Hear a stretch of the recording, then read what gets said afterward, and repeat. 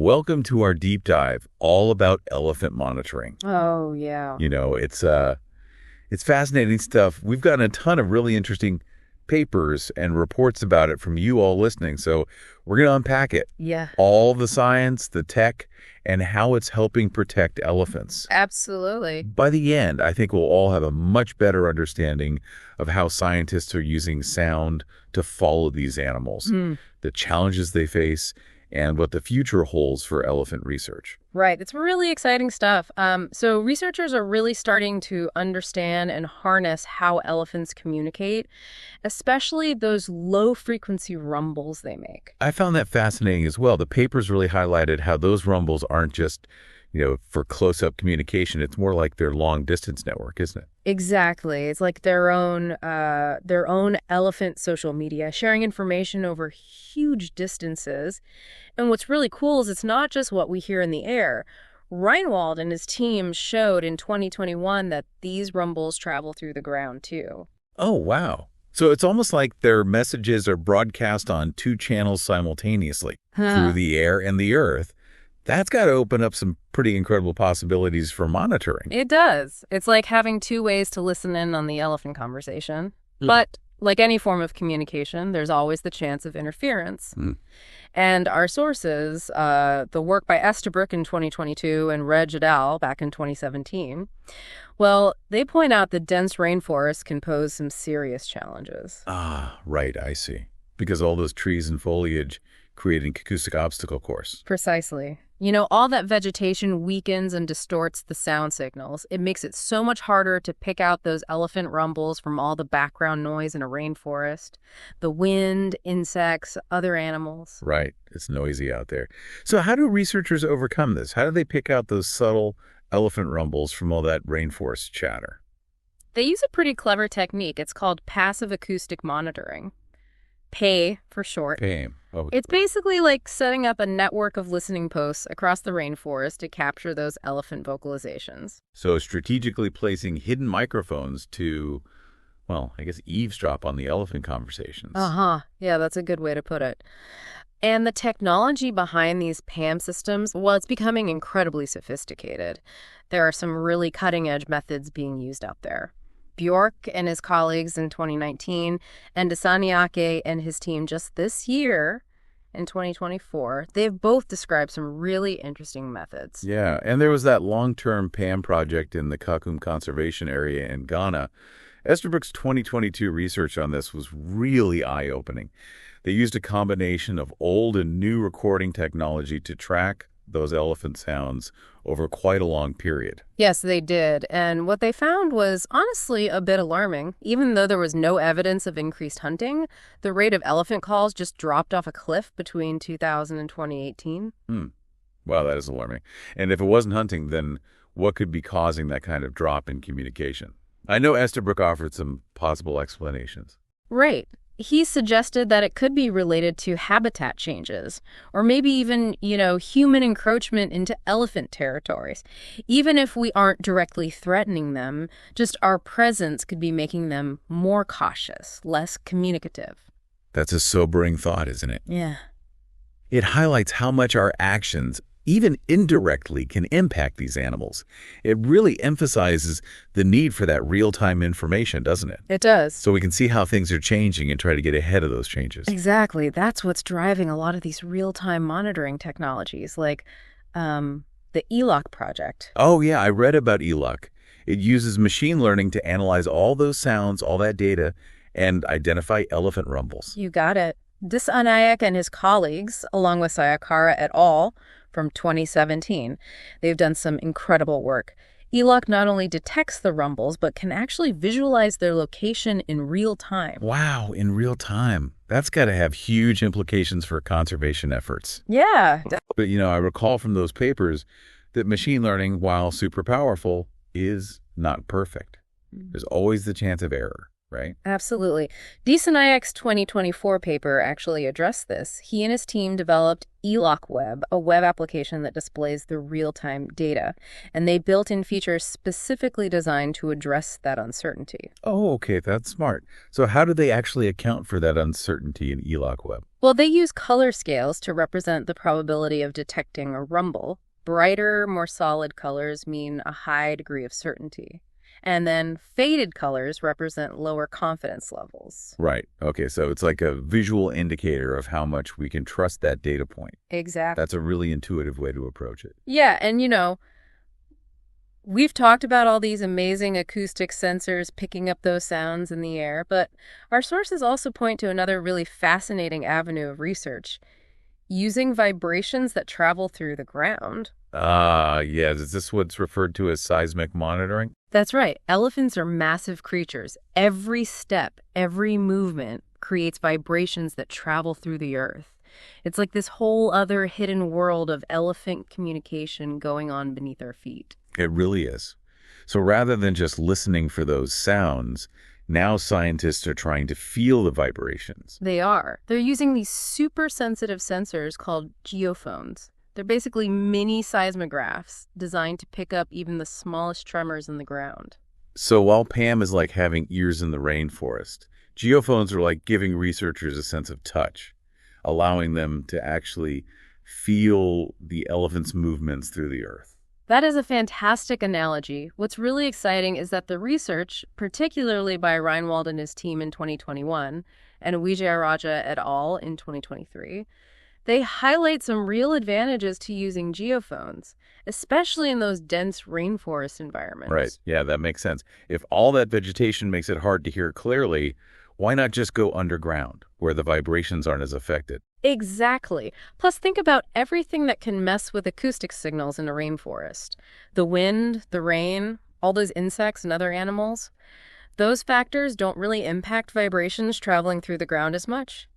Reinwald and his team actually directly compared the accuracy of locating elephants using both seismic and acoustic signals from the same events. Oh, wow. So like a rumble off. Yeah, huh? Acoustic sensors versus geophones. So who came out on top?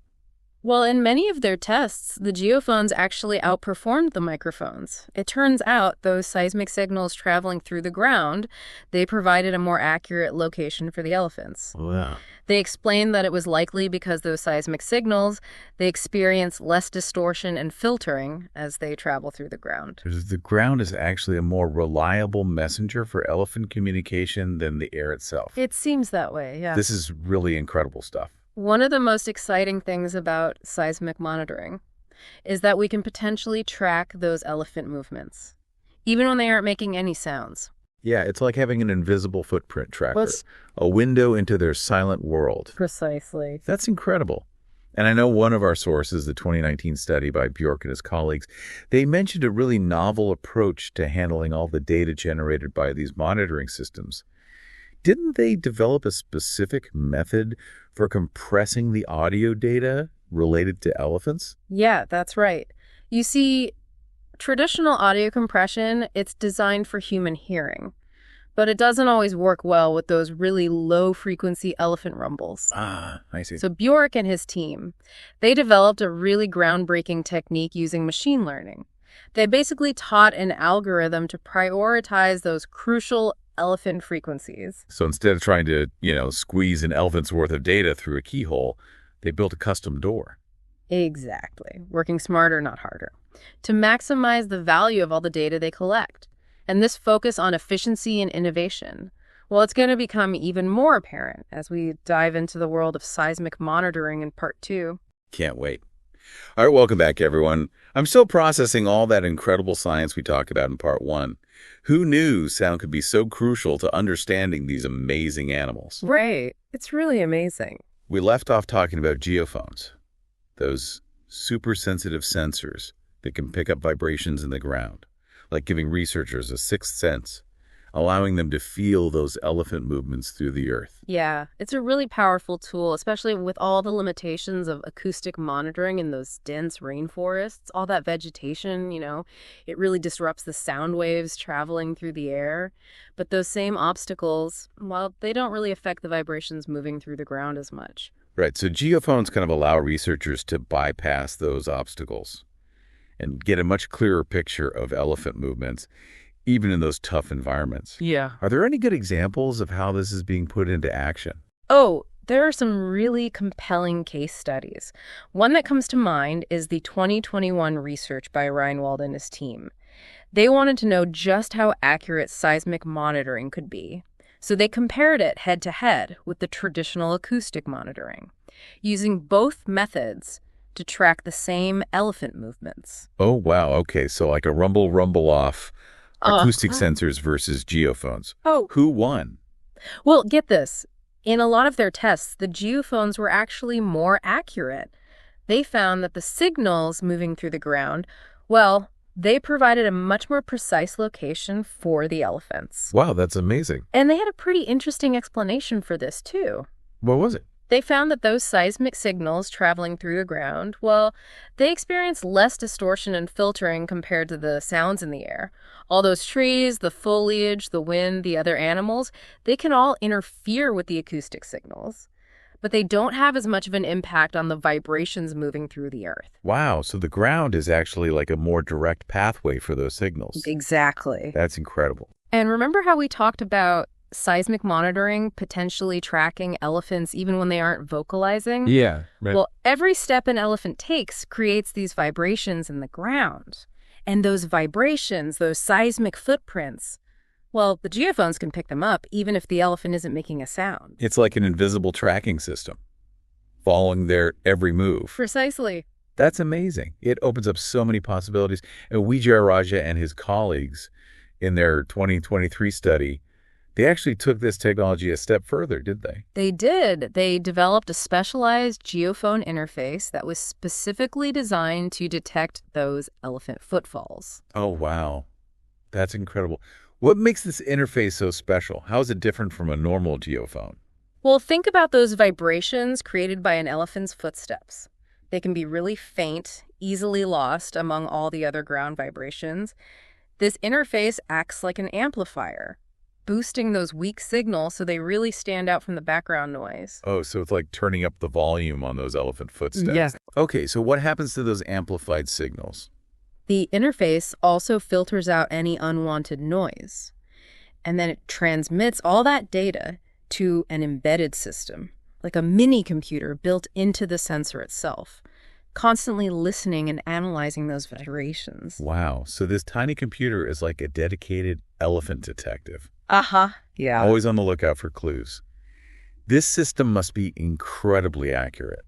It is. Wijayaraja's team reported an accuracy rate of 99.5% in detecting elephant footfalls at a distance of over 155 meters. 99.5%. That's amazing. It's like having an almost foolproof system for tracking those movements. And it's not just about location either, right? It's about understanding their communication as well. Absolutely.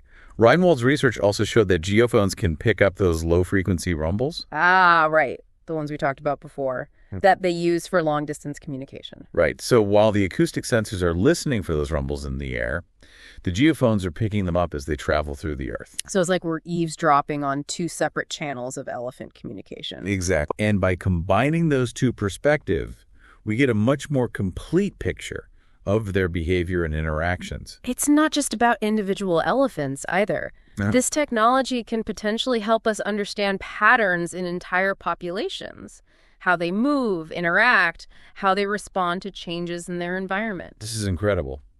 But with any new technology, there are bound to be challenges, right? Of course, yeah. One of the main things is cost. Setting up and maintaining a network of geophones across such large areas, Well, it requires a lot of resources. Right, they don't come cheap. And then there's the challenge of analyzing all that data. It's a constant stream of information coming from those sensors. Yeah, it's a lot to sift through. And we need the right tools and expertise to make sense of it all. That's where sophisticated algorithms and powerful computing systems come in. It takes a lot of brain power. And, we also need to think about the ethical side of this technology. We're potentially tracking these animals' every move, listening in on their conversations. It's a sensitive issue. We have a responsibility to use this technology wisely, always putting the welfare of the elephants and their ecosystems first. Absolutely. But despite those challenges, I think it's clear that seismic monitoring has huge potential for elephant conservation. It's already transforming the way we study and protect them. And we're really just starting to scratch the surface of what's possible. So what does the future hold? Well, one really exciting area is integrating the acoustic and seismic data, combining those two perspectives into one comprehensive monitoring system. It's like giving our elephant detective superhuman hearing and an incredible sense of touch. Exactly. And that's what we'll be exploring in the final part of our deep dive. All right, I can't wait.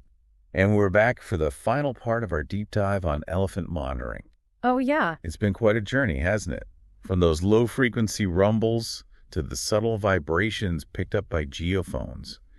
It's amazing how technology is giving us this incredible glimpse into the lives of these animals. Yeah, it's like we're just starting to understand this complex world of elephant communication and behavior. And as we wrap up, you'll see how scientists are taking this to the next level, combining those different data streams into these really sophisticated systems. In part 2, we touched on that idea of combining acoustic and seismic data. It's like our elephant detective suddenly has super hearing and touch. Yeah. A true multi-sensory approach. How are researchers actually doing this? One fascinating approach. Well, it uses something called a fuzzy logic inference system, or FLIS. This is described in a 2017 study from the Scientific Information and Communication Journal. Okay. It's a really innovative way to handle uncertainty in sensor data. Fuzzy logic. That sounds a bit like something out of a sci-fi movie. But I'm curious, how does this system work? Well, think about traditional computer logic. It's very black and white, either yes or no, true or false. But fuzzy logic allows for more nuanced interpretations. It deals with shades of gray. Right. So instead of saying, this is an elephant rumble, it might say, this is very likely an elephant rumble. Ah, I see. So it's not definitive. It incorporates the probability that it could be wrong. Exactly. So how does this FLIS system use information from different sources? That's what's so great about it. It can actually integrate data from acoustic sensors, geophones, even visual data like images from camera traps. Yeah. And it weighs all that evidence, using fuzzy logic to determine the overall probability of an event. So it's like having a panel of judges, Exactly. all with their own expertise, and they come together to reach a verdict. That sounds like it'd be a really powerful tool for improving accuracy. It really is. And that accuracy is essential for informing conservation efforts, whether it's mitigating human-elephant conflict, protecting habitat, or combating poaching. Absolutely. We need reliable information to make good decisions. This brings up another theme that came up in those sources, the growing role of artificial intelligence in elephant monitoring. You're right. We've already talked about machine learning with optimizing audio compression and real-time rumble detection. But AI has potential applications far beyond those examples. Yeah, Brixton and his colleagues in their 2023 review paper, they really outlined some exciting possibilities. They did. So how is AI changing things in elephant monitoring? Well, imagine a computer system that can not only analyze the raw data from those sensors, but can also identify patterns, learn, and even predict future behavior. Wow. That's the power of AI. So instead of researchers spending countless hours combing through data, AI can automate that process, freeing them up to focus on other tasks. Exactly. And because AI can learn from the data, it can potentially identify changes that we might otherwise miss. Absolutely. It's like having an extra set of eyes constantly monitoring the data, looking for anything unusual. It could be a game changer. It really could. For early detection of poaching, habitat disturbances, or changes in movement patterns. Yeah, anything that might signal a problem. It's remarkable how far we've come using technology to protect these animals, from basic observation to these incredibly sophisticated systems. It's an exciting time for elephant conservation. It really is. And, it's not just about the technology. It's about how we use it to make better decisions and develop better conservation strategies Absolutely. to ensure a future for these magnificent animals. I think we've all learned a lot in this deep dive about elephant communication, the challenges they face, and the tools being used to protect them. And I think it's clear that the future of their survival, really depends on our ability to embrace these technologies. You've said it perfectly. And as we wrap up, we hope you've come away with a sense of hope for the future.